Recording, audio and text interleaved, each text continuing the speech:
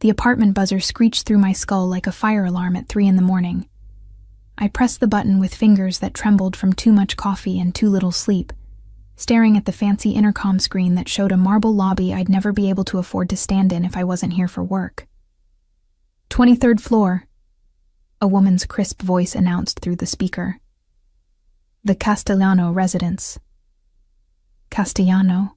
The name meant nothing to me then. Just another wealthy family in Manhattan, with more money than time, hiring help to raise their children while they attended charity galas and business meetings. I'd seen it 100 times during my 4 years teaching kindergarten, before budget cuts eliminated my position along with 20 others. The elevator ride took long enough for doubt to creep in. I'd found this job posting on a Wednesday afternoon, interviewed via video call on Thursday, and been hired by Friday. The salary they'd offered, triple what I'd made teaching, should have raised red flags. But my mother's medical bills had stopped being suggestions and started being threats, and desperate people don't ask questions about miracles. My reflection in the polished elevator doors showed exactly what I was, a 24-year-old woman in clearance rack clothes trying to look professional. My dark blonde hair was pulled back in a bun that already had strands escaping, and my best blazer, the navy one I'd worn to every job interview for the past 6 months, had a loose button I kept meaning to fix. The Mary Janes on my feet were the comfortable teaching shoes I'd refused to throw away, even though the left one had a scuff mark that wouldn't buff out. The elevator chimed at the 23rd floor, opening directly into a private foyer that made my breath catch. This wasn't an apartment. This was a penthouse that occupied the entire floor, with floor-to-ceiling windows overlooking Central Park and furniture that probably cost more than my entire year's rent. You must be Olivia. A woman in her 50s materialized from a hallway, her gray hair twisted into an elegant chignon, and her black dress speaking of European designers I couldn't name. I'm Mrs. Castellano.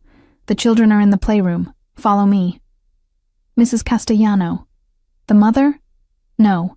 Something about her formal bearing suggested housekeeper, or perhaps a relative serving in that capacity. I followed her through rooms that blurred together in a showcase of wealth, marble floors, original artwork, fresh flowers in crystal vases that caught the morning light. The playroom door stood open at the end of the hall, and the chaos that spilled out of it was the first familiar thing I'd encountered. Children's laughter mixed with the sound of blocks crashing, toy cars racing across hardwood, and what sounded like a dramatic reenactment of a battle scene, complete with sound effects. This is where I leave you, Mrs. Castellano said, checking her watch. Mr. Castellano will return this evening. The children's schedule is on the refrigerator, though I suspect you'll need to improvise today. They've been rather energetic since their last nanny left 3 days ago. She disappeared before I could ask why the last nanny had left or how many nannies had preceded her. Warning signs I should have heeded. I stepped into the playroom and was immediately struck by 2 things. First, that this single room was larger than my entire apartment. Second, that it looked like a toy store had exploded inside an Architectural Digest photo shoot. Every educational toy imaginable lined custom-built shelving, but most of them were currently scattered across the floor in what appeared to be the aftermath of a very creative war. 2 children occupied the epicenter of the chaos. A boy who looked about 6 was building an elaborate fortress out of blocks while making explosion noises. A girl who couldn't be more than 4 sat nearby, hosting what appeared to be a very serious tea party for an assortment of stuffed animals, who all looked extremely concerned about world events. Hi there, I said, using my teacher voice, the one that was friendly but firm. I'm Olivia. I'm going to be spending time with you. The boy looked up, suspicion written clearly across features that would be heartbreakingly handsome someday. Dark hair fell across his forehead, and his eyes, a striking gray blue, assessed me with an intensity no 6-year-old should possess. Are you another nanny? I am. The last one left because we were too much trouble, he informed me matter-of-factly. Papa said she had no backbone. The little girl abandoned her tea party to study me with equal intensity. She had the same coloring as her brother, but softer features, and her hair was pulled into 2 braids that were already coming loose. "Are you going to leave too?" The question held so much weight, so much barely concealed hurt, that something in my chest cracked open.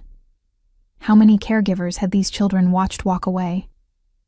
"Not planning on it," I said, settling onto the floor in a way that immediately put me at eye level with them. A technique I'd learned worked better than looming over children like a giant. "What are we building here?" The boy's suspicion wavered. "A castle, but it keeps falling down." "May I?" I gestured to the blocks, and when he nodded, I began helping him create a more stable foundation. "You need a wider base, like this. What's your name?" "Marco." He watched my hands, then started copying the technique. "My sister is Julia. Those are beautiful names." I glanced at Julia, who was edging closer. "Italian?" "Papa is from Sicily," Julia offered quietly. "Do you know where that is?" "I do. It's an island in the Mediterranean, with beautiful beaches and ancient ruins." I'd never been further than New Jersey, but I'd spent years reading to children and answering their endless questions. You learned a lot that way. "Have you been there?" "Once," Marco said, his enthusiasm growing as the castle took shape. "Papa has a big house there, and Nonna makes the best biscotti." The morning passed in a blur of activity that was simultaneously exhausting and exhilarating. After the castle was completed, we moved on to painting, which resulted in more paint on hands and faces than on paper, then an impromptu dance party that had all 3 of us breathless with laughter, and finally a reading session where both children settled against my sides as I read from a beautifully illustrated book about dragons.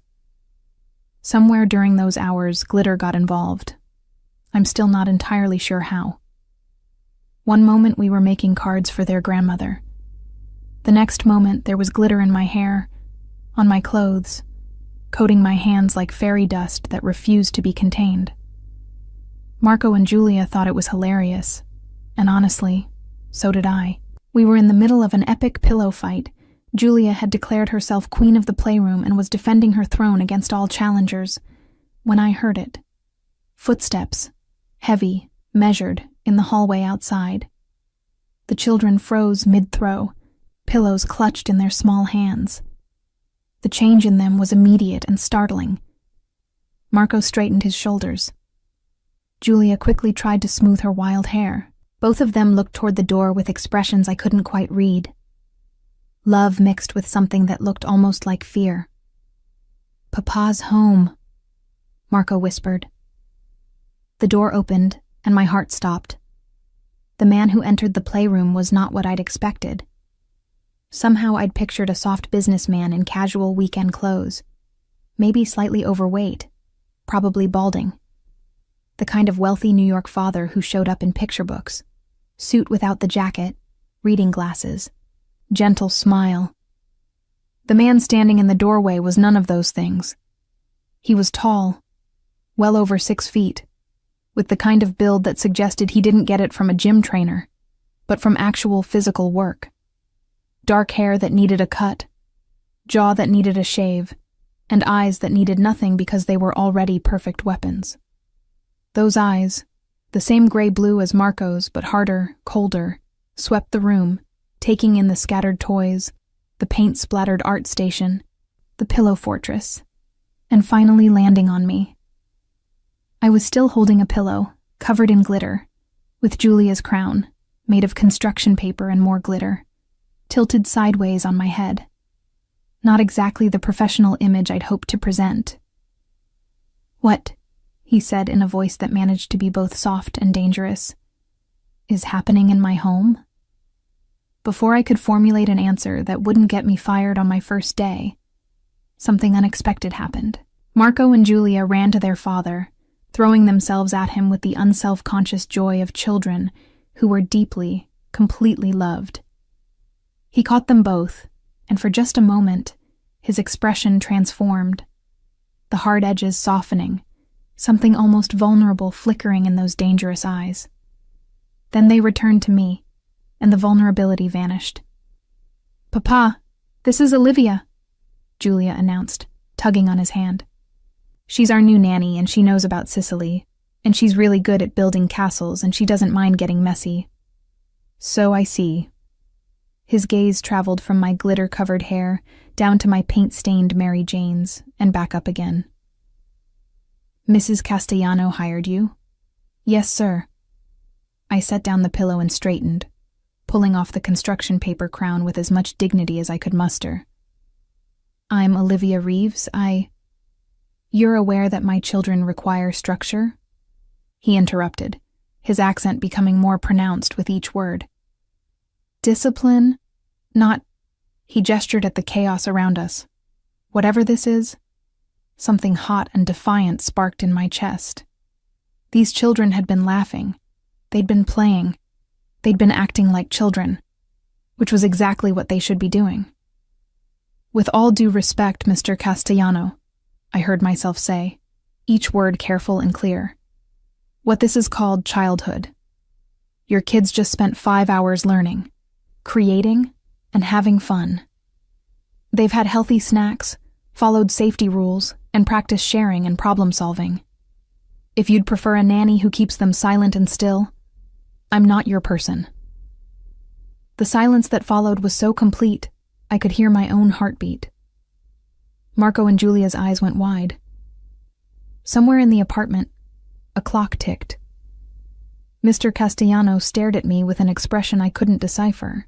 Nobody spoke to him like that. I could see it in the way he'd gone very still, in the slight tension in his jaw, in the way his hands flexed at his sides. Then, impossibly, one corner of his mouth lifted. Not quite a smile, but close enough to make my breath catch. "We'll see," he said finally. "Mrs. Castellano will show you out. The children need their dinner." I gathered my bag with hands that only trembled slightly, said goodbye to Marco and Julia, who looked torn between impressed and worried, and followed Mrs. Castellano back through the elegant rooms to the private elevator. As the doors closed, I caught one last glimpse of Mr. Castellano standing in the hallway, watching me leave with an intensity that made my skin prickle. I'd just talked back to my employer on my first day. I should have been worried about being fired. Instead, all I could think about was whether I'd see those dangerous gray-blue eyes again. I spent the entire subway ride home, convinced I'd just torpedoed my best chance at solving my mother's medical crisis. The practical part of my brain, the part that had survived 24 years of life with more setbacks than successes, kept replaying my words to Mr. Castellano, cataloging all the ways I'd crossed lines most people knew not to approach. My phone buzzed as I climbed the stairs to my third-floor walk-up in Queens, where the hallway always smelled like Mrs. Chen's cooking from apartment 3C, and the radiator had been making concerning noises since October. Unknown number. "Hello? Miss Reeves." I recognized his voice immediately, that accent wrapping around my last name in a way that made my spine straighten instinctively. "This is Nico Castellano." Nico, not Mr. Castellano. I wasn't sure if that was better or worse. "Mr. Castellano," I replied, fumbling with my keys outside my door. My children haven't stopped talking about you." He said it like an accusation. "Marco wants to know if you'll help him build a drawbridge tomorrow. Julia keeps asking if you're really coming back." I got the door open and stepped into my studio apartment, all 400 square feet of it, with my bed visible from the kitchen and the bathroom door that didn't quite close all the way. The contrast between this space and his penthouse was almost laughable. "I'd like to come back," I said carefully, "if you're willing to give me another chance."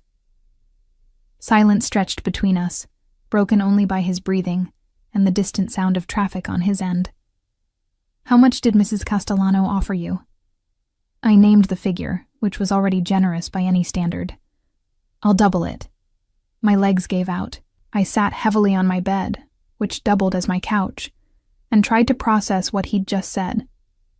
That amount of money would not just cover my mother's current bills, but give me breathing room, actual savings, a cushion against the disasters that kept finding me. Why? The question escaped before I could stop it. Because my children need stability more than they need someone who's afraid of me. His voice held something I couldn't quite identify, and because you're the first nanny who's treated them like children instead of expensive accessories. I still think you're making a mistake, I said honestly. I'll probably say something else that offends you within the week. I have a problem with your mouth. He sounded amused now. Yes, I noticed. 8 o'clock tomorrow morning. Don't be late. He hung up before I could respond. I stared at my phone for a long moment, trying to understand what had just happened. Then I called the hospital billing department and made arrangements to start paying down my mother's debt. The next morning, I arrived at exactly 7:55 a.m., determined to prove I could be professional despite yesterday's chaos. I'd even bought a new blazer from the thrift store on my way home. Dark gray, no loose buttons, almost like something a real professional would wear. Mrs. Castellano met me at the elevator with a look that suggested she'd expected me to be a no-show. The children are finishing breakfast. Mr. Castellano would like to speak with you first. His office is the second door on the left. The office matched its owner, expensive, elegant, and slightly intimidating. Dark wood furniture, leather chairs, floor-to-ceiling bookshelves filled with volumes in multiple languages. And there, behind a desk that probably cost more than my car, sat Nico Castellano. In daylight filtering through the massive windows, he was even more striking than I remembered. The scruff on his jaw was intentional rather than neglectful. The white shirt he wore, sleeves rolled to his elbows, top buttons undone, revealed the kind of chest that came from labor, not leisure. Everything about him screamed power, from his posture to the watch on his wrist, to the way he studied me over the rim of his coffee cup. Sit. He gestured to one of the leather chairs. We need to discuss terms. I sat, back straight, hands folded in my lap like a good student waiting for the principal's judgment. My children, he began, setting down his coffee with deliberate care, have been through 5 nannies in the past year. Some quit because Marco can be difficult. Some left because Julia cries when she misses her mother. Some simply couldn't handle the requirements of this position. Where is their mother? I asked, then immediately regretted the question. I'm sorry, that's not... Dead. The word was flat, final. 3 years ago. Car accident. The grief that flickered across his face lasted only a second, but it was enough to humanize him in a way that made my chest ache. Suddenly the children's initial suspicion made perfect sense. They'd lost their mother, and then watched a parade of caregivers abandon them too. I see, I said softly. Do you? He leaned forward, elbows on his desk. Do you understand what you're agreeing to? These children need someone who won't leave. Someone who will be there when Marco has nightmares about his mother. Someone who can handle Julia's separation anxiety when I travel for business. Someone strong enough not to run when things get difficult. I don't run, I said, meeting his gaze even though everything about him suggested I should look away. I've dealt with difficult before. I'm still here. Something shifted in his expression, assessment giving way to a different kind of interest. Tell me about your mother. The change of subject threw me. What? Mrs. Castellano mentioned during your interview that you're helping with medical expenses. What happened? I hadn't expected this conversation. Hadn't planned to share personal details with a man who made my instincts scream danger, even as something else entirely whispered pay attention. Breast cancer, I heard myself say. Stage 3. The insurance only covers so much, and she needs... I stopped, realizing I was sharing too much. She needs treatments the insurance won't pay for. Nico nodded slowly, as if I'd confirmed something he'd already suspected. And that's why you're willing to work for someone like me. Someone like you? I echoed. His smile was sharp and not particularly kind. "Come now, Miss Reeves. You're an intelligent woman. You've been in my home for less than 24 hours. Surely you've noticed certain inconsistencies." I had noticed. The security cameras in every hallway. The way Mrs. Castellano moved through the apartment checking locks and windows with practiced efficiency. The expensive artwork that looked too much like investment rather than decoration. The private elevator that required a key card to access. Most of all, I'd noticed the way other people in the building lobby had given Nico Castellano a wide berth this morning, the way the doorman had called him Don instead of Mr. "I've noticed you have excellent security," I said carefully. His laugh was genuine, transforming his face entirely. "Diplomatic. I appreciate that." He stood, moving around the desk to lean against it, close enough that I caught his scent. Something expensive with notes of cedar and bergamot. "Let me be direct, since you seem to value honesty. My business is complicated. Some of it is legal. Some of it," he shrugged elegantly, "operates in areas where legal and illegal become matters of perspective." My mouth went dry. "Are you telling me you're—" "I'm telling you," he interrupted smoothly, "that working for me comes with certain considerations. You'll be in my home. You'll be around my children. People will ask questions about what you see, what you hear. I need to know you can be discreet." This was the moment I should have stood up, thanked him for his time, and walked away. This was when every self-preservation instinct should have kicked in. Instead, I thought about my mother's medical bills, about Marco asking if I'd help with his drawbridge, about Julia's small hand in mine as we'd read together, about the salary that would let me breathe for the first time in years. "I can be discreet," I said. "Can you?" He moved closer, near enough that I had to tilt my head back to maintain eye contact. "Or will you run the first time something frightens you? The first time you see something you shouldn't? The first time someone asks uncomfortable questions?" "I don't run," I repeated, this time with steel in my voice. "You said yourself, I'm here because your children need someone who stays. I stay." For a long moment, he simply looked at me. Then he extended his hand. 1 year, full salary, plus medical insurance that will cover your mother's treatments completely. In exchange, you care for my children as if they were your own. You maintain discretion about anything you might observe in this household. And his grip tightened slightly when I took his hand. You don't lie to me about anything, ever. His hand was warm, calloused in places that suggested he did more than sign papers and attend meetings. The handshake lasted a beat too long, his thumb brushing against my wrist in a way that made my pulse jump. "Deal," I managed. He released my hand slowly, deliberately. "Good. The children are waiting for you. And Miss Reeves?" He smiled, and it was the most dangerous thing I'd seen yet. "Welcome to the family."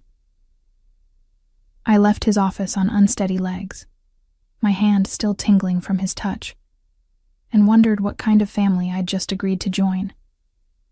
In the playroom, Marco and Julia were waiting with enough energy to power a small city and absolutely zero knowledge that their father had just turned their new nanny into something else entirely. Something like an accomplice. The first month passed in a whirlwind of routines and revelations. I learned that Marco had his father's strategic mind trapped in a 6-year-old body, that he thought 12 moves ahead during board games and one with a smile that would someday break hearts. I discovered that Julia's tears weren't weakness, but intelligence. She'd learned early that emotions were tools, and she wielded them with precision that should have been disturbing, but was mostly just effective. I learned their rhythms. Marco woke at 6:30 every morning without an alarm, already planning his day. Julia needed 20 minutes of snuggling before she'd consider getting out of bed. They both liked their toast cut into triangles and refused to eat pasta unless it was a specific shape that apparently only existed in Sicily. I learned the household's rhythms too. Mrs. Castellano, whose first name I discovered was actually Rosa, ran the penthouse with military efficiency but genuine warmth. The security team rotated in 8-hour shifts, different faces but the same watchful presence. And Nico. Nico was harder to learn. Some days he was gone before the children woke, returning after they'd gone to bed. Those nights I'd hear him in his office, speaking rapid Italian on phone calls that made his voice turn cold and sharp. Other days he'd surprise us all by appearing at lunch, loosening his tie as he sat down to eat grilled cheese with Marco and Julia, like he had nowhere else in the world to be. He never asked about my mother directly, but the medical bills stopped coming. When I called the hospital to check on the balance, they informed me it had been paid in full and her treatments were covered under an upgraded insurance plan. I'd tried to thank him, but he'd simply said, "We had an agreement," and changed the subject. It was during the second month that things began to shift. I'd just gotten the children settled for their afternoon quiet time. Marco reading in his room, Julia supposedly napping but probably plotting world domination, when I heard voices from Nico's office. Low, tense, in Italian. I shouldn't have listened. That wasn't part of our agreement. Wasn't part of my discretion promise. But then I heard a crash, and instinct overrode caution. I knocked once and pushed the door open to find Nico standing behind his desk, jaw tight, facing down 2 men I didn't recognize. Both were older, expensively dressed, with faces that said they'd seen things I didn't want to imagine. "I said we'll discuss this later," Nico was saying, his voice dangerously quiet. "Don Castellano," one of the men replied, the title making my stomach clench. "This cannot wait. The shipment—" "Mr. Castellano," I interrupted, using the voice I'd perfected for dealing with difficult parents at my old teaching job, pleasant but firm. "I'm sorry to interrupt, but Marco has a question about his homework that he says only you can answer." It was a lie. Marco was reading a book about pirates and hadn't mentioned homework once, but something about the tension in the room made my protective instincts flare, and those instincts didn't distinguish between the children in my care and their father. All 3 men turned to look at me. The 2 strangers' expressions ranged from surprise to something that might have been amusement. Nico's face showed nothing, but his eyes, those gray-blue eyes that I'd learned to read better than I should, held something that looked almost like relief. "Gentlemen," he said, not breaking eye contact with me. "We'll continue this conversation later. Stefano, Marco's homework awaits." The men left with minimal protest, though I caught one of them murmur something in Italian that made the other chuckle. When the door closed behind them, Nico circled his desk with slow, measured steps. "Marco doesn't have homework," he observed. "I know." I crossed my arms. "But you look like you needed an exit." "Did I?" He moved closer, and I fought the urge to step back. "Or did you just insert yourself into a situation you couldn't possibly understand?" "I understand body language," I countered. "I understand when someone's outnumbered. And I understand that whatever they wanted, you weren't comfortable discussing it right then." Something flickered in his expression. Surprise, maybe, or respect. "You should go back to the children." "I should," I agreed, but didn't move. "Are you all right?" The question seemed to catch him off guard. For a moment, the hardness in his face cracked, revealing something raw and exhausted underneath.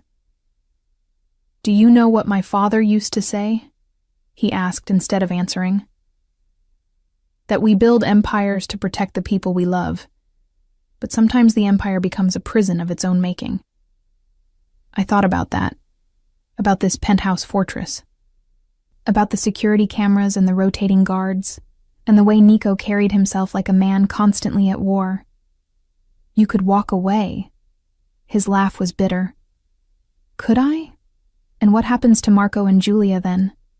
What happens to the people who depend on me? What happens to the families whose livelihoods rely on my decisions? He moved to the window, hands in his pockets. You can't simply walk away from being who you are, Olivia. The use of my first name sent a small shock through my system.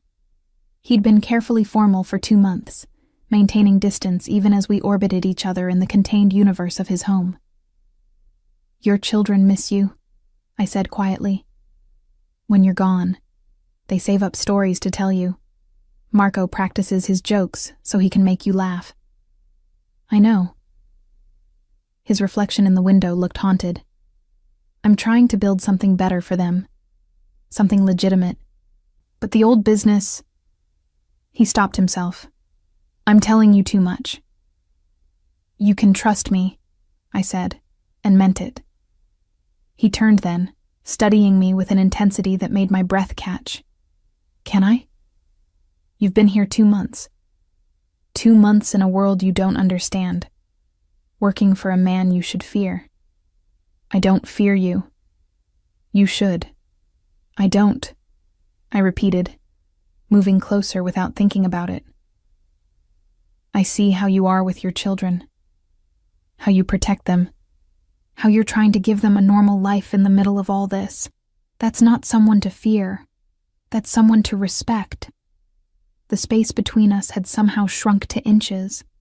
I could see the slight stubble on his jaw, the tiny scar above his left eyebrow, the way his pupils dilated as he looked at me. Olivia, he started. Papa! Julia's voice called from down the hall. Olivia, come quick. Marco's pirate ship is stuck on the bookshelf. The spell broke.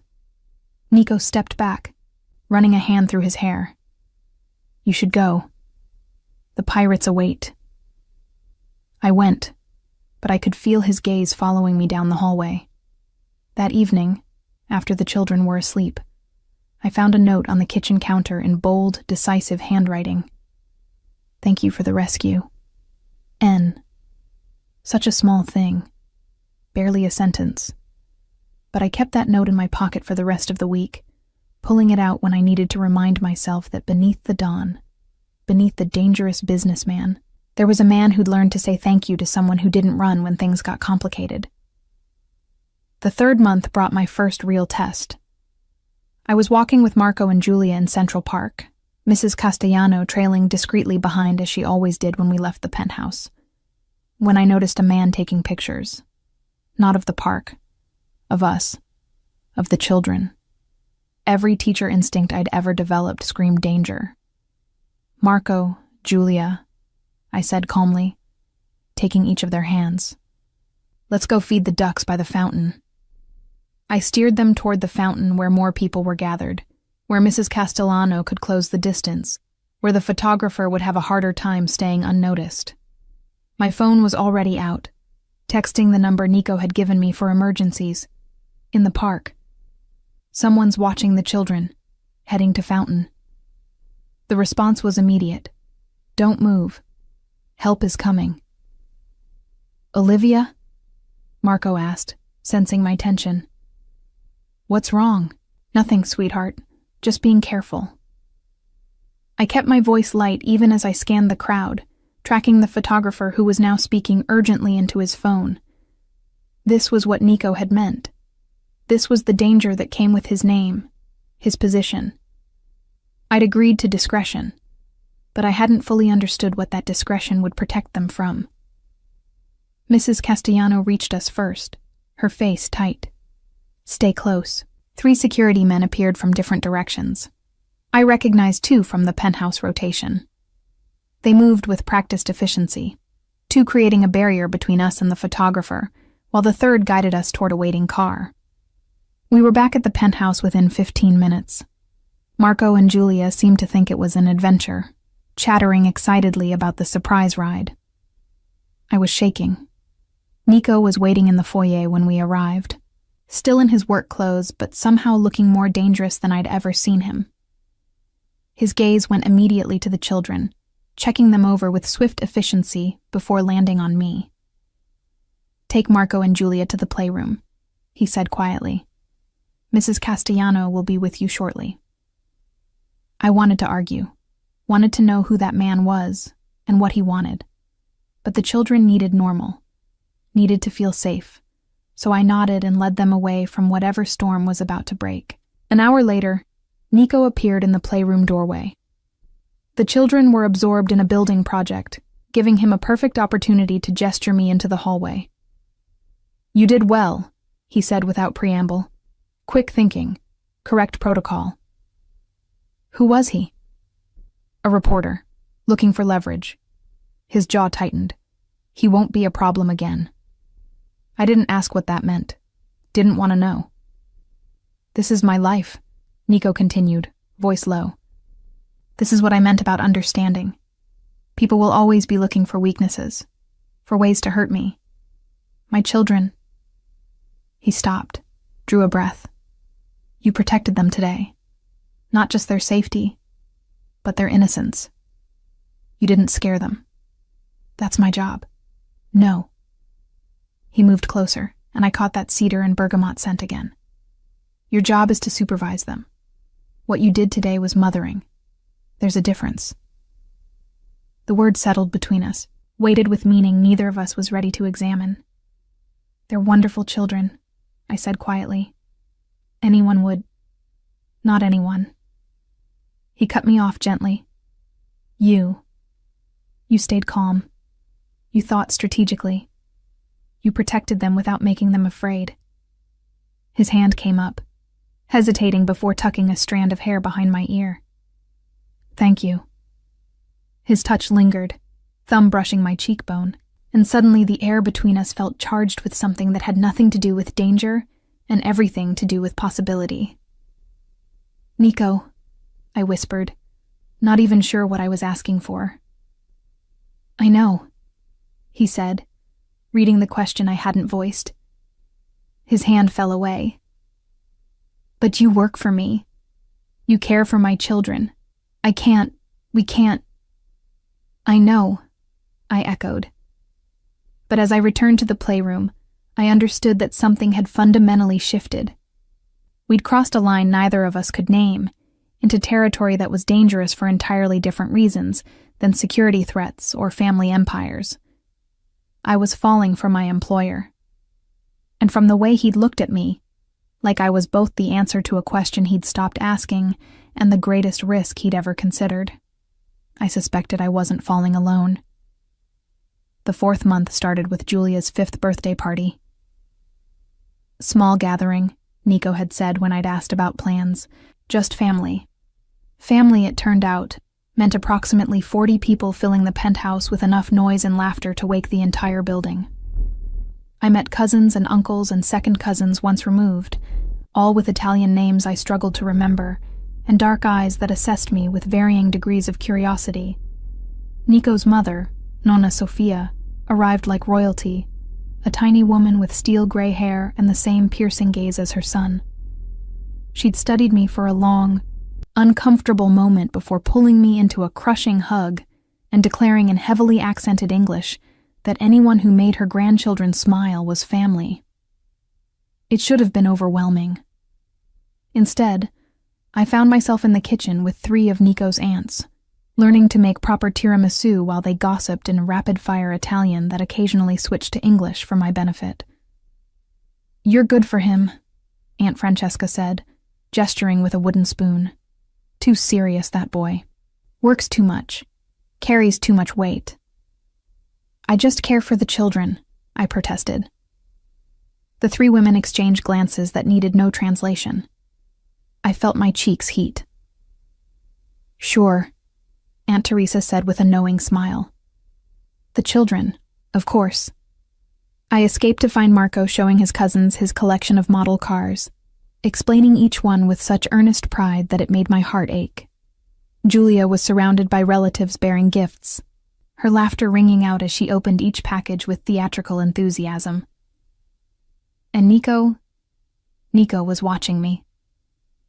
I felt his gaze before I saw him, that prickling awareness that had become familiar over the past months. He stood near the windows with a glass of wine, surrounded by men in expensive suits who seemed to be conducting business even at his daughter's birthday party. But his attention wasn't on them.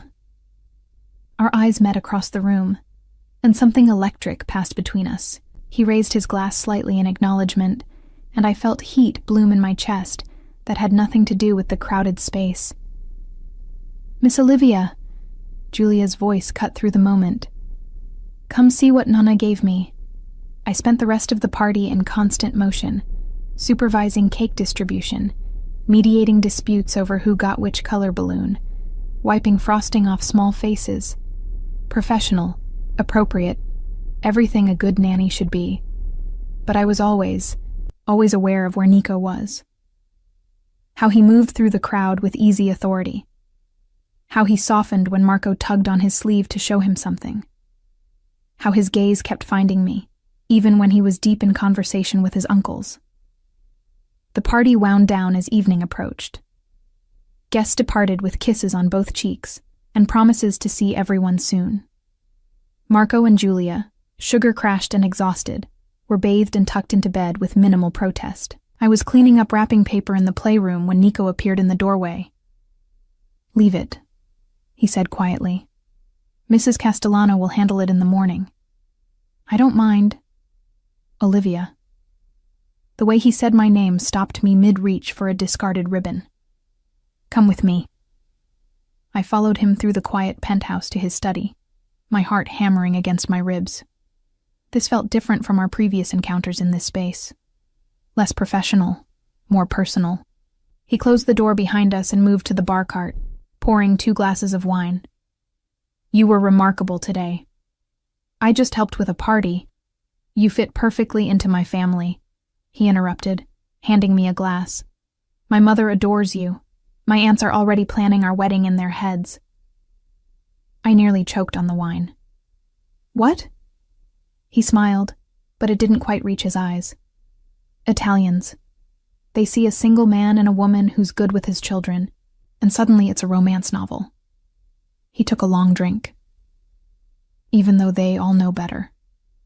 "Know better?" My voice came out smaller than I intended.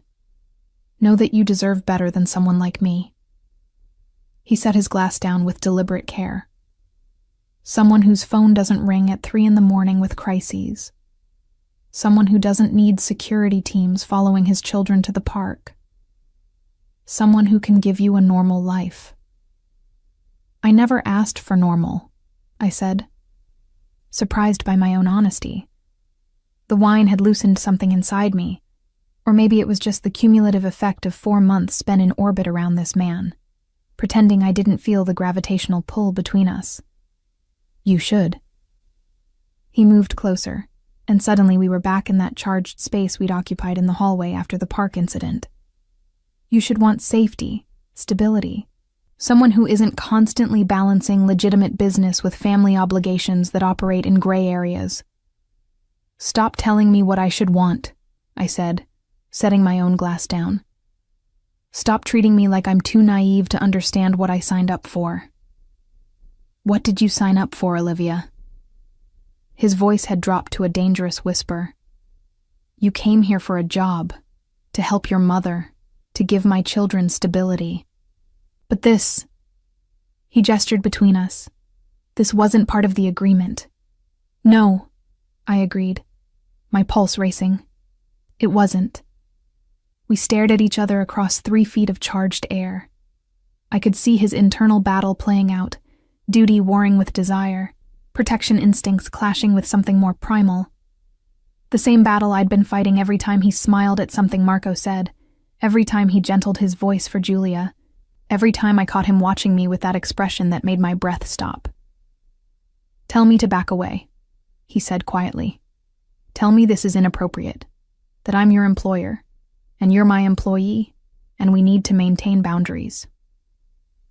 "I can't," I whispered.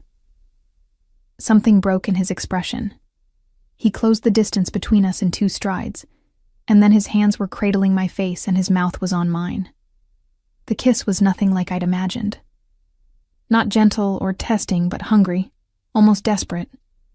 Like he'd been holding back for so long that the dam had finally burst. His lips moved against mine with practiced skill, but there was emotion beneath the technique, something raw and real that made my knees weak. I grabbed his shirt for balance, my fingers finding the warm skin where he'd left buttons undone. He made a sound low in his throat, pulling me closer until there was no space between us. One hand threaded through my hair while the other settled at my waist, possessive and sure.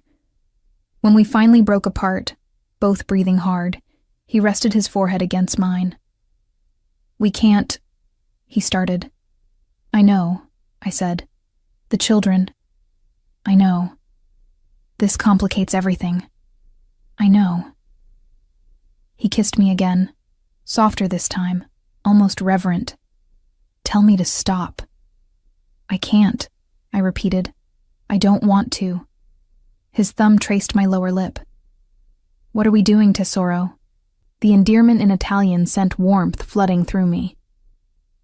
"I don't know, but I'm not running." "You should. Then you shouldn't have hired someone so stubborn." That pulled a real laugh from him, his whole face transforming. "Fair point." We stood there in his study, wrapped in each other's arms, while reality slowly reasserted itself around us. This changed everything. We'd crossed a line that couldn't be uncrossed.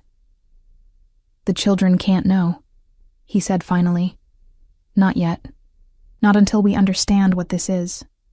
"Agreed. And if it doesn't work..." His jaw tightened. "If this falls apart, they've already lost so much. I won't let them lose you too." The protectiveness in his voice, the way he put Marco and Julia first even in this, made me fall a little harder. "It won't fall apart," I said with more confidence than I felt. "You can't promise that." "No," I admitted, "but I can promise I'll fight for them, for us. I don't run, remember?" He kissed my forehead, gentle and sweet. "I remember." The next morning started like any other, except for the electricity that crackled whenever Nico and I were in the same room. Marco noticed first, of course, his father's son in every way, including observation skills. "Why are you smiling weird?" he asked me over breakfast. "I'm not smiling weird," I protested. "Yes, you are." He squinted at me. "And Papa keeps looking at you." From his position by the coffee maker, Nico choked slightly on his espresso. Our eyes met, and I had to work very hard not to smile wider. "Papa always looks at everyone," Julia said, with the supreme logic of a 5-year-old. "That's how seeing works." Marco rolled his eyes at his sister, but let the subject drop in favor of planning his day's activities. Mrs. Castellano, however, missed nothing. As she cleared the breakfast dishes, she caught my eye and gave me the smallest nod, approval or acknowledgement. I wasn't sure which. Either way, it felt like a blessing.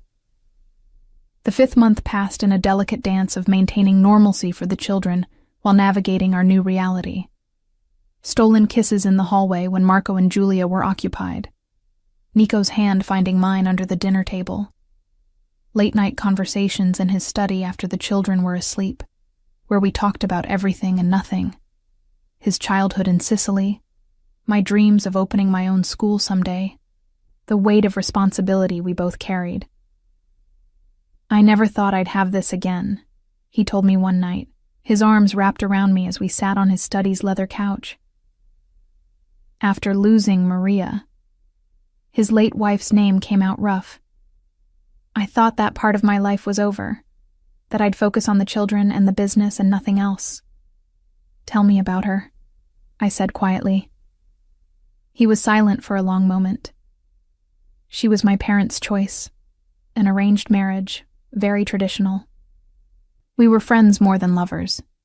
She gave me 2 beautiful children and died too young." His voice tightened. "The accident was meant for me. Wrong place, wrong time. She paid the price for my enemy's vengeance."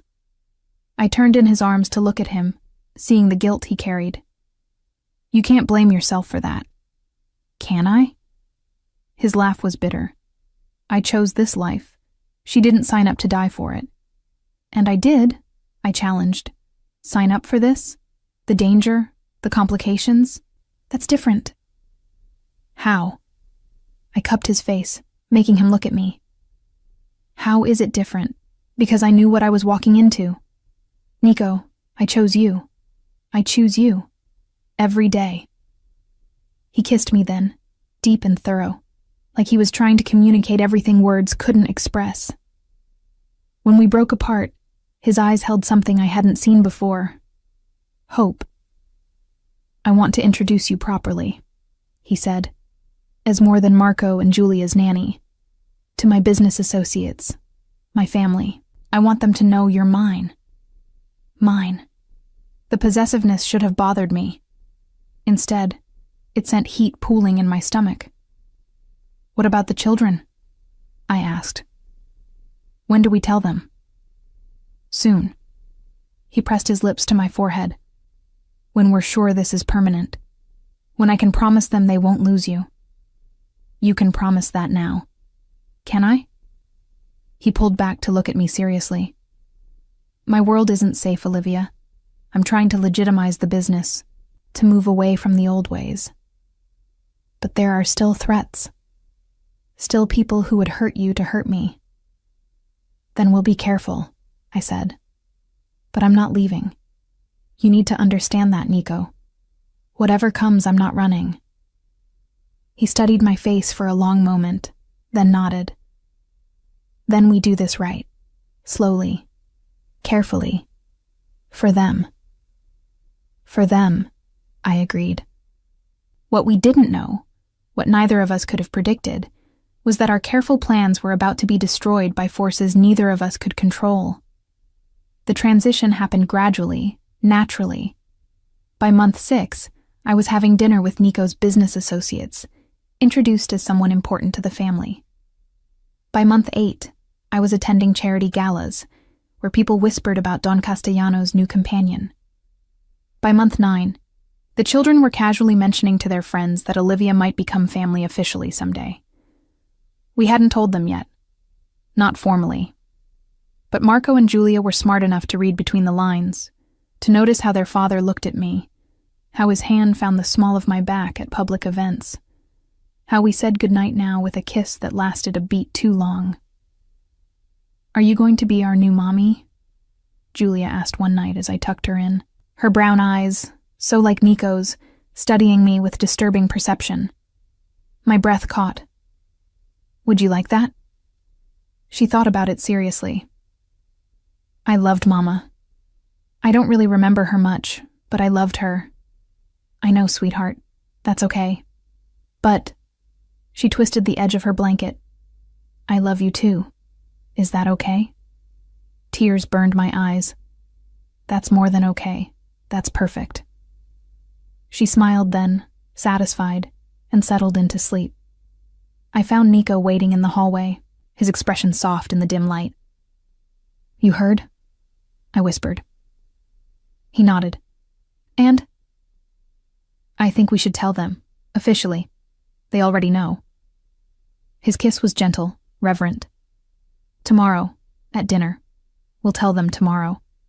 But tomorrow never came. I was walking back from the grocery store the next afternoon, Mrs. Castellano's day off, just a quick trip for ingredients to make Marco's favorite cookies, when I noticed the black sedan.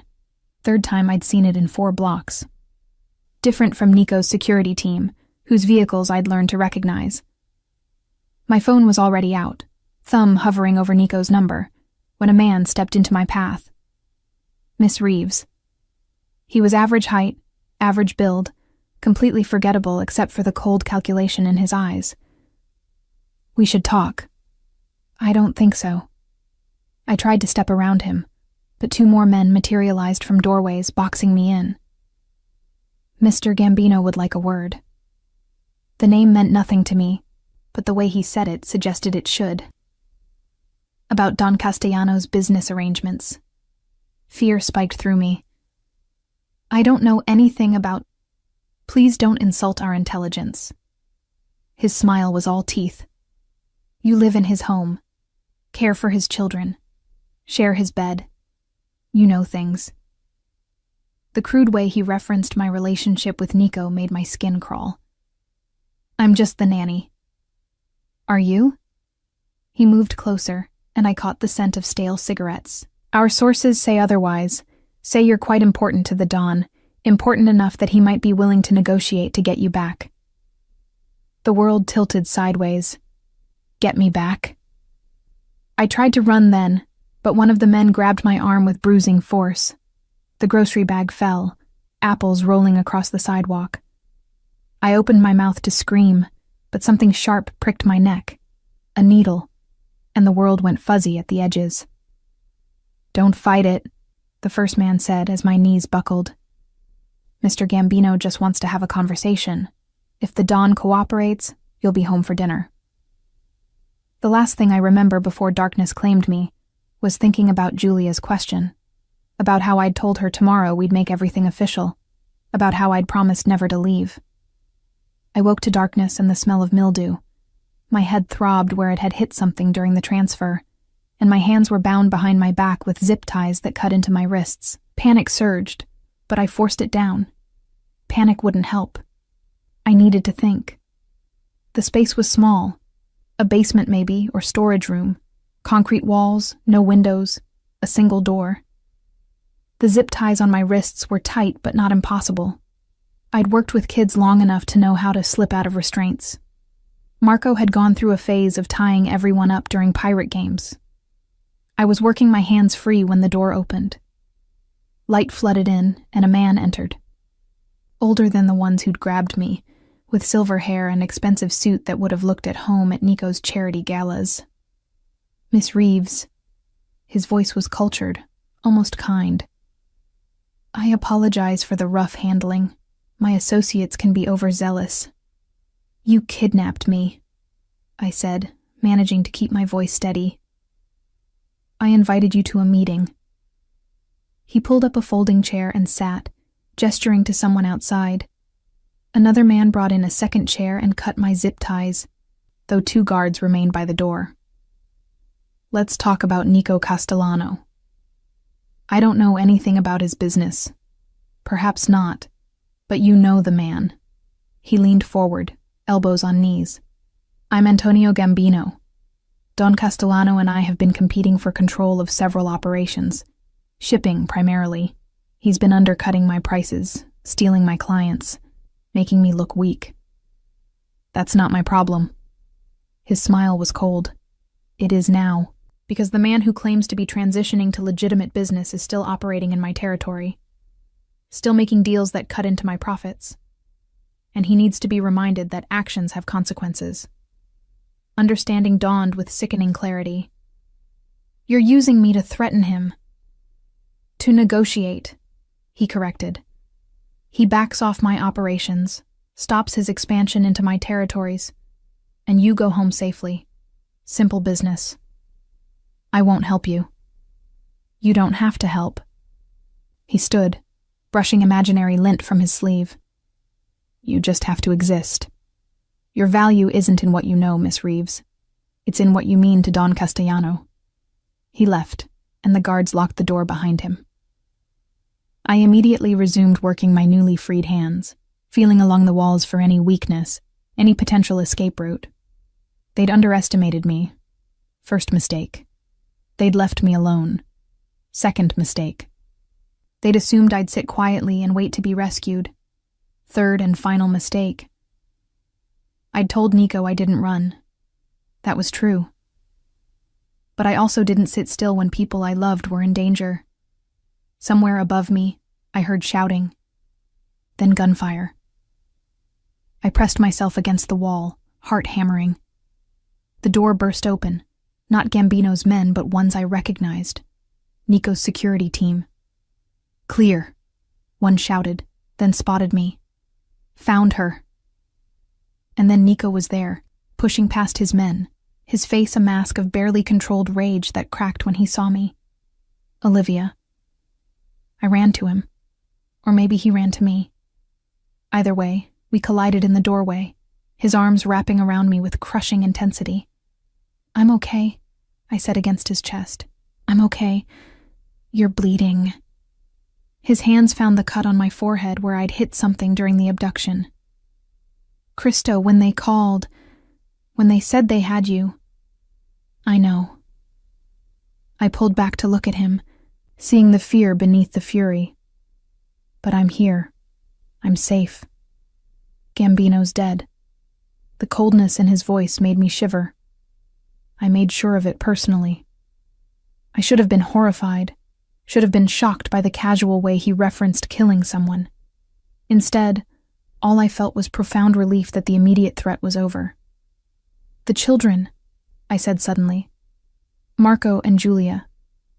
Safe at the penthouse with my mother. He cupped my face, forcing me to meet his eyes. You're never leaving my sight again. Do you understand? Never. Nico, I can't lose you. His voice broke on the words. I already lost Maria. I won't. I kissed him, cutting off the spiral of panic. You won't. I'm here. I'm not going anywhere. The drive back to the penthouse passed in tense silence. Nico held my hand the entire time, his grip almost painful, like he was afraid I'd disappear if he let go. His security team had tripled, cars in front and behind, additional men stationed at every entrance. This was his world. The violence I'd chosen to overlook, the danger I'd minimized in my own mind. Real. Immediate. Targeted directly at me because of my connection to him. Marco and Julia were waiting in the foyer when we arrived, flanked by Nonna Sofia and Mrs. Castellano. The children took one look at us, at Nico's grim expression and the cut on my forehead, and burst into tears. You said she'd be safe, Marco accused his father, his voice breaking. You promised nothing would happen to her. Marco, Nico started. No. Tears streamed down his face. First Mama, now Olivia almost. I knelt down, ignoring my shaking legs, and pulled both children into my arms. I'm here. I'm safe. Your papa saved me. But they took you, Julia sobbed. The bad men took you like they took Mama. My eyes met Nico's over the children's heads. This was the price of his world. Not just physical danger, but the trauma of knowing people you loved could be stolen at any moment. Listen to me, I said firmly, pulling back to look at both of them. Sometimes bad things happen. Your papa can't always prevent them, no matter how hard he tries. But he will always come for us. He will always fight to bring us home. Do you understand? Marco scrubbed at his eyes. But what if next time? There won't be a next time, Nico said, his voice hard with conviction. I'm done with the old business. Completely done. No more operations in gray areas. No more territorial disputes. Just legitimate business from now on. You can't just walk away, I said quietly. Watch me. He looked at Nonna Sofia. Mama, call the family. Tell them I'm divesting from all the old operations. They can split my territories however they want. I'm out. His mother's eyes widened. Nico, you can't. I can and I will. He looked at me, at the children. My family is more important than any empire. The next weeks were a controlled chaos of meetings, negotiations, and careful exits from businesses that had defined the Castellano name for generations. Nico worked with lawyers to legitimize everything that could be legitimized and sell off everything that couldn't. His uncles protested. His cousins called him a fool. But he held firm. You're giving up millions, one of his associates said during a tense meeting I overheard. Years of building. And gaining what? Nico cut him off. My children's safety? My peace of mind? The ability to walk down the street with the woman I love without looking over my shoulder for threats? The woman I love. He'd said it casually, in front of his business associates, like it was simply fact. Not a declaration or a question, but a statement of reality. Later that night, after the children were asleep and the penthouse was quiet, I found him on the terrace overlooking the city. You didn't have to do all that, I said, sliding into his arms. Walk away from everything. Yes, I did. He pressed his lips to my hair. The moment I realized I loved you more than I feared losing power, the choice became simple. I never asked you to choose. I know, but I'm choosing anyway. He tilted my face up to his. Marco's right. I can't protect you from everything, but I can minimize the risks. I can build something legitimate that doesn't require looking over our shoulders constantly. It won't be easy, I warned. Starting over, building something new. He smiled, a real smile, warm and unguarded. Nothing worth having is ever easy. You taught me that. I did? You walked into my life covered in glitter, told me off about how to raise my own children, and refused to run when you learned what I really was. His thumb traced my cheekbone. If that's not a lesson in choosing what's worth fighting for, I don't know what is. I kissed him then, pouring everything I felt into it. Relief that he was safe, pride that he'd chosen us, love that had grown from cautious affection into something fierce and unshakable. When we broke apart, he rested his forehead against mine. Marry me. My heart stuttered. What? Marry me, officially. Not just for the children, though they'd be thrilled. For us, because I want you in my life permanently, legally, irrevocably. That's not very romantic, I teased, even as tears gathered in my eyes. Olivia Reeves. He pulled back, taking both my hands. You walked into my home expecting a simple nanny job, and ended up saving not just my children, but me. You gave me permission to be more than the role I'd been playing. You showed me that family is worth more than empire. Will you marry me? Yes, I whispered. Yes. Of course, yes. His kiss was everything, relief and joy and promise. When we finally returned inside, hand in hand, Marco was standing in the hallway in his pajamas. I heard, he said, trying to look stern but failing as a smile broke through. You're really staying? I'm really staying. He nodded once, satisfied, then surprised us both by throwing his arms around my waist. Good, because we already told everyone at school you were going to be our mom. Over his head, Nico and I shared a look, part exasperated, part amused, completely in love. This chaotic, complicated, beautiful family was mine now. And I wasn't running anywhere. The wedding happened 6 weeks later in Nico's family's church in Sicily, with Marco as best man and Julia as flower girl. I wore my mother's restored wedding dress, simple lace that had been yellowed with age until Nonna Sofia had worked some Italian magic on it. Nico wore a tailored suit that made him look like he'd stepped out of a classic film. But the most important part wasn't the ceremony or the celebration after. It was the moment during our vows when Nico turned to Marco and Julia, who stood beside us at the altar. I promise, he said, his voice carrying through the small church, to be not just a husband to Olivia, but a father who puts family first. To build a life where you never have to fear losing the people you love. To show you that strength isn't about power or control, but about knowing what's worth protecting.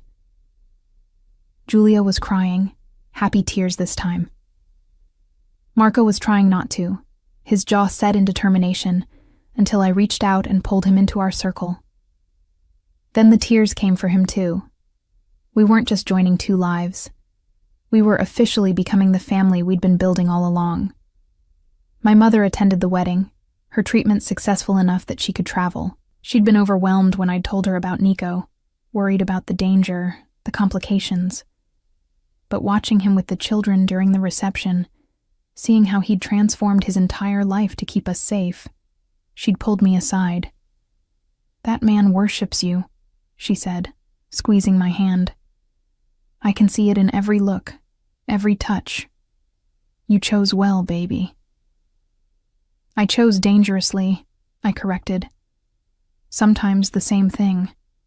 She smiled. Sometimes the people worth loving are the ones who scare us a little because of how much they can change our lives. The reception lasted until dawn, filled with too much food, too much wine, and too many cousins trying to teach me traditional dances. Nico's family had accepted me completely, not as a replacement for Maria, but as my own person, with my own place in their hearts. Around 3 a.m, I found myself on the terrace of the family villa with a glass of champagne, watching the Mediterranean stars. "Tired?" Nico asked, coming up behind me and wrapping his arms around my waist. Exhausted. I leaned back against his chest. Happy, terrified, all of it at once. Second thoughts? Not even a little bit. I turned in his arms, just processing that this is my life now, that I'm married to you, that Marco and Julia are officially mine. "The paperwork's already filed," he confirmed. "You're their legal mother as of this morning. My lawyer rushed it through before the wedding." Tears pricked my eyes for approximately the 100th time that day. "You didn't tell me. Wanted it to be a wedding gift." He kissed my forehead. "They're yours, Olivia. Legally, completely, irrevocably." I couldn't speak past the emotion clogging my throat, so I just held him, breathing in cedar and bergamot and the salt air, feeling more complete than I'd ever imagined possible. We returned to New York 2 weeks later to discover that Nico hadn't been exaggerating about walking away from the old business. His offices had been transformed. New staff, new focus, new operations entirely. The Castellano Corporation was now investing in legitimate real estate development, tech startups, and philanthropic ventures. "It's boring," one of his cousins complained during a family dinner. "You're basically a regular businessman now." "Exactly." Nico squeezed my hand under the table. "That's exactly the point." The transition wasn't seamless. There were threats from former rivals who felt he'd abandoned agreements. There were family members who resented his choice to go legitimate. There were nights when security had to be heightened, when I caught him staring out the penthouse windows with the weight of old decisions heavy on his shoulders. But he never wavered, never looked back. "Do you miss it?" I asked him one night, 3 months after the wedding, as we lay in bed. The power, the control, the empire. He was quiet for a moment. "Sometimes I miss the simplicity of it. The clear lines between friend and enemy, ally and threat. But then I look at Marco thriving at school without constant security shadows. At Julia laughing without that undercurrent of fear. At you sleeping peacefully instead of jumping at every strange noise." He kissed my temple. "This is better. This is real." 6 months into our marriage, I discovered I was pregnant. The test sat on the bathroom counter, 2 pink lines staring accusingly at me while I tried to process what they meant. Another child. Ours together, biologically and completely. Marco and Julia's sibling. I'd assumed my family was complete. The children I'd fallen in love with, the man I'd married. It had seemed like enough. More than enough. But now... "Olivia?" Nico's voice came through the bathroom door. "Everything all right?" I opened the door to find him standing there, concern etched in his features. In response, I handed him the test. He stared at it for a long moment, his expression unreadable. Then he looked up at me, and I saw it. Pure, uncomplicated joy. "You're sure?" 3 tests, all positive. He pulled me into his arms, holding me so tightly I could barely breathe. "A baby. Our baby." "Are you happy?" I asked against his chest. "I know we didn't plan." "Plan?" He pulled back to look at me, cupping my face. "Tesoro, nothing about us has ever been planned. You weren't planned. The way I fell in love with you wasn't planned. This family we've built certainly wasn't planned. But it's all been perfect." Telling Marco and Julia was terrifying and wonderful in equal measure. They were 8 and 6 now, old enough to understand what a new sibling meant. "Will you still love us?" Julia asked quietly, her hand instinctively finding her brother's. "When the new baby comes?" I knelt down to their level, Nico crouching beside me. "Remember when Papa and I got married, and we talked about how love doesn't divide, It multiplies? Marco nodded slowly. This is like that, Nico explained. The new baby won't take love away from either of you. It will just add more love to our family. Will it be a boy or girl? Marco asked, warming to the idea. We don't know yet, I admitted. I hope it's a girl, Julia decided. Boys are annoying. Hey, Marco protested, but he was smiling. Then, more seriously, does this mean you're our real mom now? Not just legally, but actually? What do you think? I asked softly. He thought about it, his young face serious. I think you became our real mom the first day you didn't run away when things got messy. And you've been choosing to stay ever since. The wisdom in his words, so far beyond his 8 years, made my heart ache. You're absolutely right. The pregnancy was remarkably smooth, nothing like the horror stories I'd heard. Nico was attentive to the point of being ridiculous, insisting on accompanying me to every appointment and reading every parenting book he could find, even though he'd already raised 2 children. This is different, he explained when I teased him about it. With Maria, the pregnancy felt like fulfilling an obligation. Beautiful, but duty. With you, it feels like choosing joy. Marco and Julia threw themselves into preparing for their new sibling with characteristic enthusiasm. Marco researched developmental stages, becoming a tiny expert on infant care. Julia spent weeks making welcome signs and decorating the nursery with construction paper art that gradually covered every available surface. The family rallied around us. Nonna Sofia arrived a month before the due date, taking over the kitchen and filling the penthouse with the smells of her cooking. Nico's aunts materialized with advice, presents, and enough baby clothes to outfit triplets. Even his uncles, the ones who'd been most vocal about his walking away from the family business, softened, seeing how happy he was. You were right, Uncle Stefano admitted during one of his visits, holding a tiny onesie awkwardly. About choosing family, I see it now. Isabella Castellano was born on a clear October morning, exactly 2 years after I'd first walked into the penthouse covered in glitter. She had Nico's dark hair and my green eyes, and from the moment Marco and Julia first held her, she became the center of their universe. She's so small, Julia whispered, carefully supporting Isabella's head just like we'd taught her. Was I this small? Smaller, Nico assured her. You were early, gave us quite a scare. Marco was more cautious, but the love in his face was unmistakable. Can I help feed her? You can help with everything, I promised. She's your sister. You're going to teach her everything you know. That first night home, with Isabella sleeping in her bassinet between our bed and the door, I found myself wide awake despite my exhaustion. Nico stirred beside me. Can't sleep? He murmured, just watching her.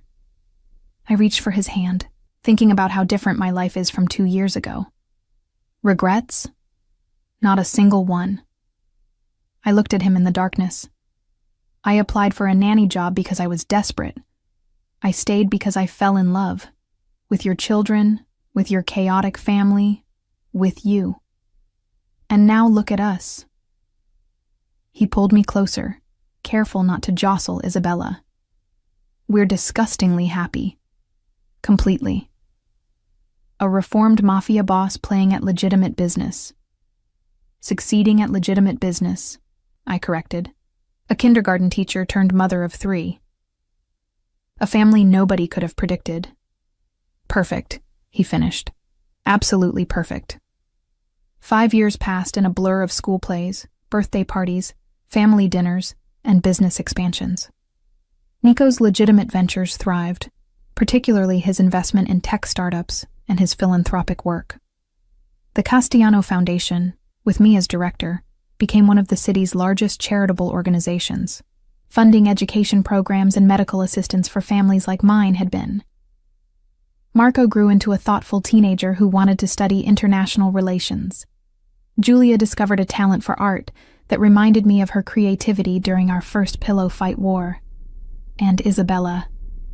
Isabella was a force of nature who inherited her father's intensity, my stubbornness, and her older siblings' complete inability to sit still. "She's exactly like you were," Nico said one evening, watching our youngest orchestrate an elaborate game involving her siblings, their cousins, and every toy in the playroom. "Like I was?" I laughed. "She's all you. Look at how she's commanding that room." "She gets that from you," he insisted. "The courage to take charge, to believe she belongs anywhere she chooses to be." I watched our children, all three of them, biological and chosen, loved equally and completely, and felt the same overwhelming gratitude that hit me regularly.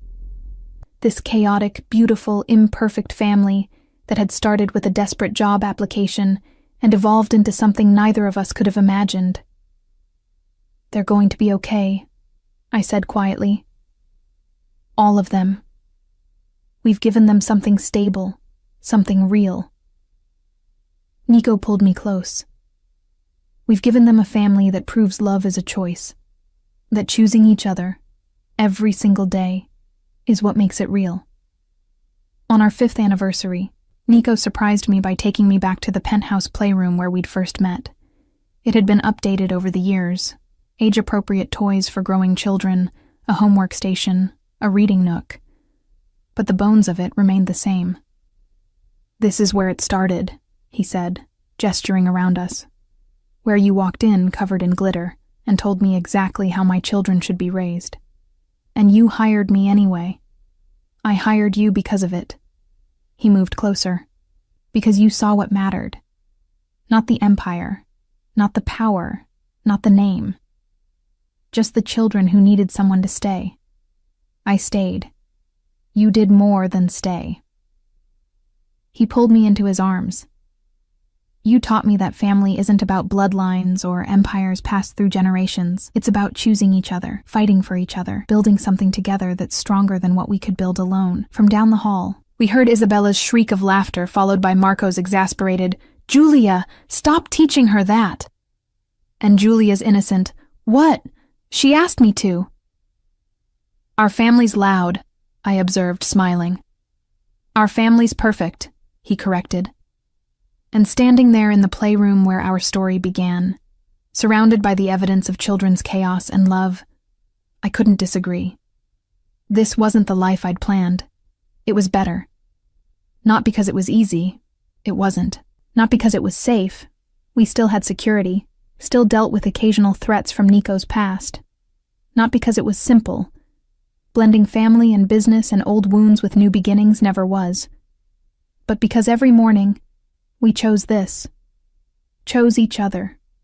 Chose the mess and the laughter and the challenge of building something real. I'd walked into this penthouse 2 years ago desperate and afraid, looking for a job. I'd found a family instead.